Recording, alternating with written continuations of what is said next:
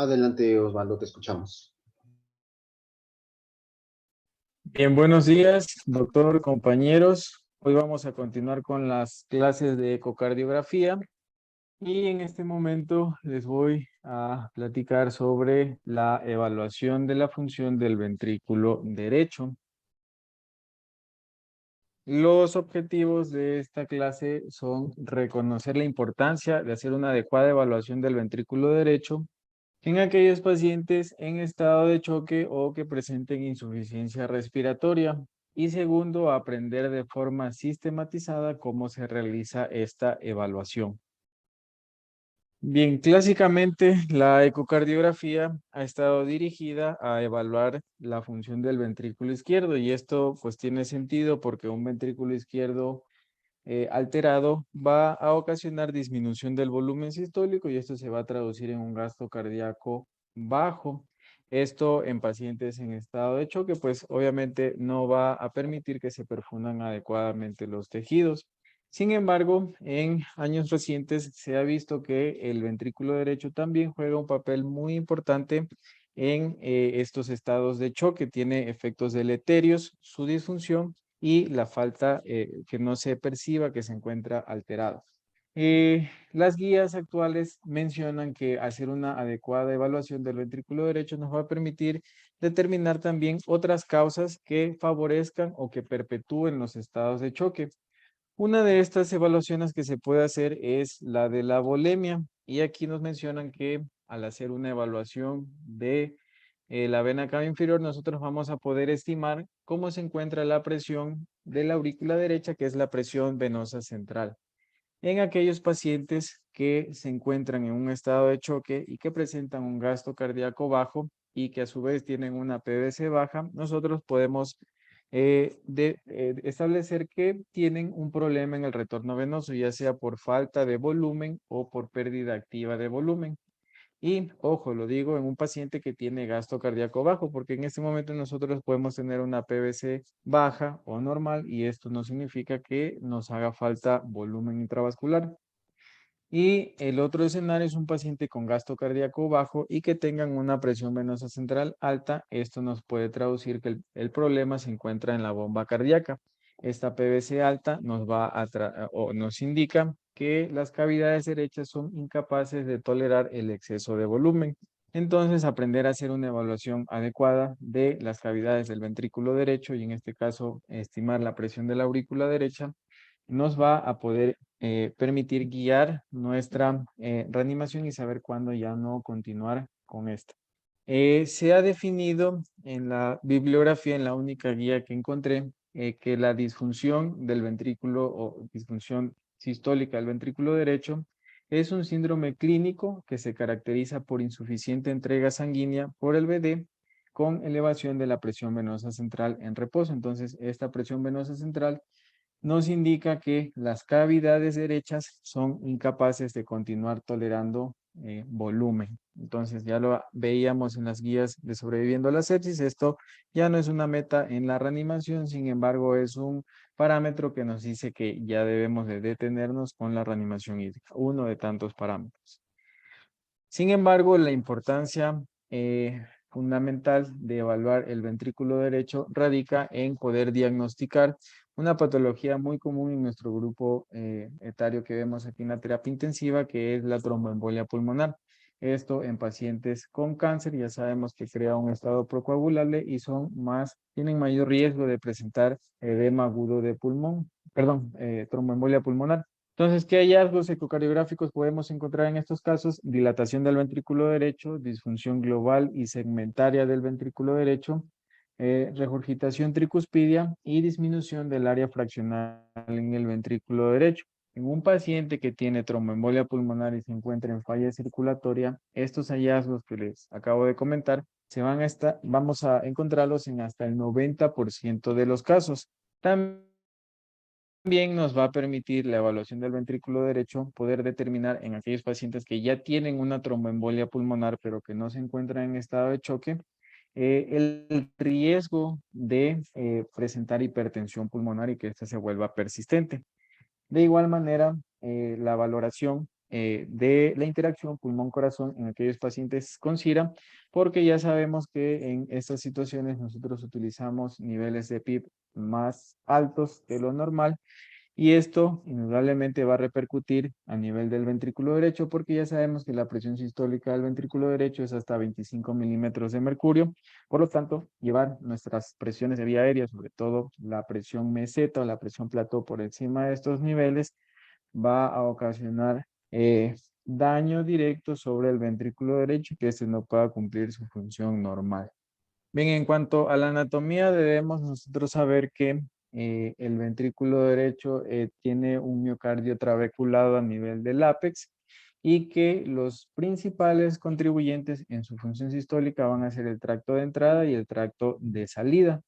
El tracto de entrada se va a contraer durante la sístole y el tracto de salida se va a relajar durante la sístole para permitir la salida de la sangre.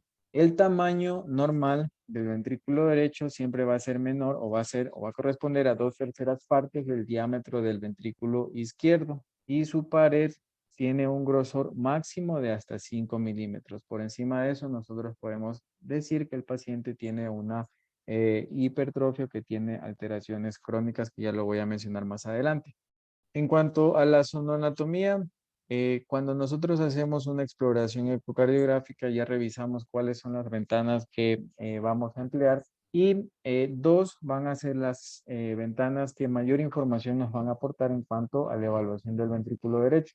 Eh, Aquí les voy a mencionar en el eje paraesternal largo, esa de aquí apenas se va a alcanzar a ver el tracto de salida del ventrículo derecho, pero la que sí nos va a aportar información es un eje paraesternal corto. Esto de aquí a nivel de los músculos papilares, recuerden que habían 4 niveles en la exploración del paraesternal eje corto. Y a nivel de los músculos papilares, nosotros vamos a ver que el ventrículo derecho tiene esta forma de media luna y vamos a poder observar también cómo se encuentra el septum, cómo se contraen sus paredes y cómo desplaza o no el septum hacia el lado del ventrículo izquierdo. Es importante saber también que la relación BD-BI siempre va a ser menor de 0.6 y que el movimiento del septum siempre va a tener esta forma de media luna cóncava hacia el ventrículo izquierdo. Y la segunda ventana que nos va a aportar información es el apical 4 cámaras. Aquí vemos que el ventrículo derecho tiene una forma triangular y vamos a poder evaluar la función sistólica y global y segmentaria. El TAPSE también se va a medir aquí.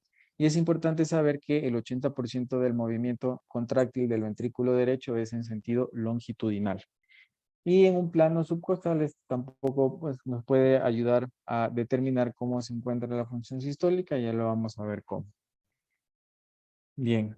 La principal, o bueno, una de las principales indicaciones para hacer un abordaje más detallado de la función del ventrículo derecho es en aquellos pacientes circulatoria o falla respiratoria aguda, que prácticamente pues son todos los pacientes que llegan aquí a la terapia en estado de choque. Entonces, dos van a ser las principales causas que van a alterar la función normal del ventrículo derecho. Una por daño directo al mismo, como es un infarto o un trauma contuso, y también la segunda por aumento de la resistencia de la circulación pulmonar, como en el caso de una tromboembolia pulmonar, el SIRA, una hipoxia severa, alteraciones metabólicas y la ventilación mecánica. Aquí muy importante mencionar que esta última pues debería ser más bien iatrogénica, ya que el exceso de PIB o la PIB usada de forma indiscriminada va a ocasionar alteración en la función sistólica del ventrículo derecho. Bien, entonces la interpretación de la función del BD de forma sistematizada va a empezar con el tamaño del mismo. Ya dijimos que el tamaño normal es 2/3 partes del tamaño del ventrículo izquierdo. Si nosotros vemos en este eje apical de 4 cámaras, podemos observar que la relación entre los diámetros a nivel basal del ventrículo derecho y del ventrículo izquierdo siempre tiene que ser menor de 0.67 y de hecho cuando este incrementa nos está hablando de que el ventrículo derecho se encuentra dilatado y debemos de encontrar causas de por qué se está dilatando en nuestra población. Pues una de las que primero debemos sospechar es la tromboembolia pulmonar. Y aquí en estas imágenes vemos cómo se va perdiendo esta relación. En la segunda imagen se observa prácticamente que son iguales ambas cavidades. Y en la tercera imagen pues ya se ve una muy marcada dilatación del ventrículo derecho a expensas que desplaza el ventrículo izquierdo hacia el lado opuesto. Cuando esto ocurre, cuando nosotros vemos que el ventrículo derecho está creciendo, nosotros podemos observar a nivel apical algo que se denomina el dominio apical. Y esto consiste en el desplazamiento de esta porción del septum hacia el lado del ventrículo izquierdo. Cuando nosotros vemos este signo ultrasonográfico, podemos saber que el ventrículo derecho se está dilatando y se está moviendo hacia el lado izquierdo. Y otra característica también es que se pierde la forma triangular del ventrículo derecho y este empieza a tener una forma ovalada. Esos son datos que nos apoyan a decir que se encuentra dilatado. La segunda medición que vamos a hacer es el grosor. Esto de aquí ya lo habíamos dicho que tiene un grosor de máximo 5 milímetros o 0.5 centímetros y nos puede ayudar, y digo aquí puede ayudar a diagnosticar patologías agudas en caso de que exista disfunción del ventrículo derecho y un grosor normal. Cuando este grosor incrementa, se hace mayor a 1 centímetro, sugiere patologías crónicas. Sin embargo, nosotros, y lo mencionaba la guía también, cuando estamos frente a un engrosamiento del ventrículo derecho mayor de 0.5 centímetros, debemos de valorar y evaluar también la clínica del paciente porque estos cambios en su grosor se pueden presentar en 48 horas de manifestarse la patología. Entonces, siempre es importante tener una evaluación basal del paciente cuando ingresa a la unidad de terapia intensiva y subsecuentemente si este grosor incrementa, nosotros podemos determinar o decir que es un evento agudo que se está empeorando, o si este grosor es mayor de 1 centímetro, podemos decir que es una patología crónica. El tercero es el septum interventricular. Normalmente cuando el ventrículo derecho se contrae, el septum no se desplaza hacia el lado izquierdo. Sin embargo, a medida que va creciendo, y esto lo podemos observar en un eje paraesternal corto, a nivel de los músculos papilares, cuando el ventrículo derecho se empieza a dilatar, incrementa su presión, esto va a empezar a desplazar el septum hacia el ventrículo izquierdo hasta llegar a formar una forma de una D, que se denomina el signo de D o D-shape. Esto nos habla de dilatación marcada del ventrículo derecho. La cuarta medición es valorar la función sistólica del ventrículo derecho y esto también como lo veíamos en función sistólica del VI va a ser una evaluación cualitativa. Siempre vamos a observar cómo se contraen sus paredes si la contracción es concéntrica y cómo se está moviendo el anillo tricuspidio. Como les dije anteriormente, el ventrículo derecho se contrae longitudinalmente, como vemos aquí en este video, desde la base hacia arriba, desde la parte inferior hacia arriba es su contracción. Otras mediciones que se pueden hacer. Algo que nosotros podemos documentar para poder decir si existe una función sistólica conservada es la TAPSE. No sé si se escucha así. Bueno, en esta imagen también vemos cómo se encuentra un ventrículo derecho con una contracción normal. Vemos que el anillo tricuspidio se mueve de forma correcta. Sin embargo, en la segunda imagen vemos como ambas cavidades prácticamente se encuentran del mismo tamaño. Hay una gran dilatación del ventrículo derecho y aurícula derecha también. Y sus paredes no se contraen de forma concéntrica. Entonces, como les comentaba, una medición que podemos hacer para evaluar la función sistólica del ventrículo derecho, que ya lo vimos anteriormente en la clase de Gabriel, es la medición de la TAPSE, que es la excursión sistólica del anillo tricuspidio. Esto de aquí ya lo vimos, se coloca el transductor en modo M, vamos a colocar nuestra guía sobre la valva lateral de la válvula tricuspidia y luego en un modo bidimensional vamos a medir estas oscilaciones de la valva. Normal mide de 22 a 24 milímetros y nosotros podemos decir que el paciente tiene función sistólica disminuida del ventrículo derecho cuando esta es menor de 17 milímetros, pero no se olviden que la contracción del BD es en el 80%, es una contracción longitudinal, entonces probablemente estamos dejando al lado la contracción circular que también tiene. Y otro parámetro que también podemos medir, que es el cálculo del CATAC. Esto de aquí lo vamos a hacer es igual a una medición de una TAPSE, pero lo vamos a hacer en un eje subcostal de 4 cámaras. Esto solamente cuando no se puede obtener el eje apical de 4 cámaras. Y la medición se va a hacer exactamente igual con valores iguales. Es la patada del anillo tricuspidio. Y otra medición que también podemos obtener es la estimación de la presión sistólica de la arteria pulmonar. Esto de aquí se va a hacer mediante la ecuación de Bernoulli. Ya lo vimos también en la clase de Gabriel. Esto de aquí se va a utilizar en un eje apical de 4 cámaras. Vamos a ver la movilidad de la válvula tricuspidia.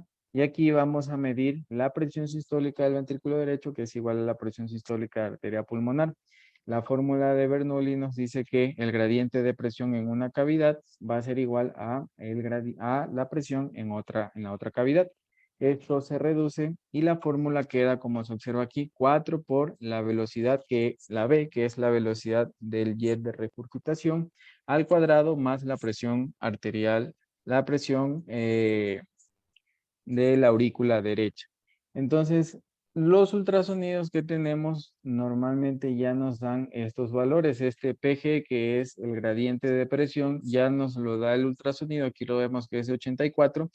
Y lo único que tenemos que hacer es sumarle la presión de la aurícula derecha. Esto se va a hacer mediante el uso de un PV-símetro o también se puede hacer calculando los cambios en el diámetro de la vena cava inferior con los movimientos respiratorios. Entonces, aplicando esta fórmula, nosotros podemos decir que en esta imagen el paciente tiene una presión sistólica de arteria pulmonar de 89 milímetros de mercurio. Eso se encuentra elevado.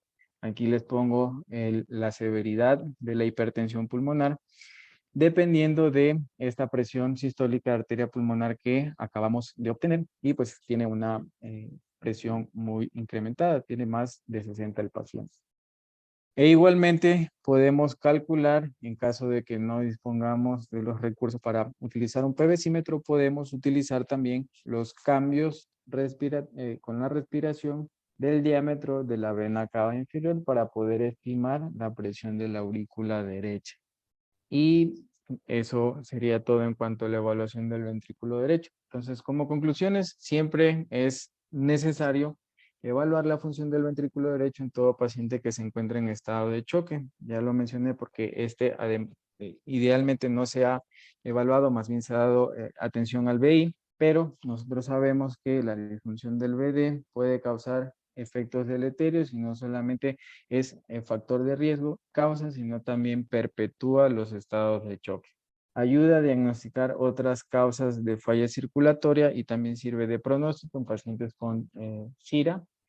Y también en nuestra población, que es pacientes oncológicos, siempre es necesario descartar tromboembolia pulmonar como causa de disfunción. Muchas gracias.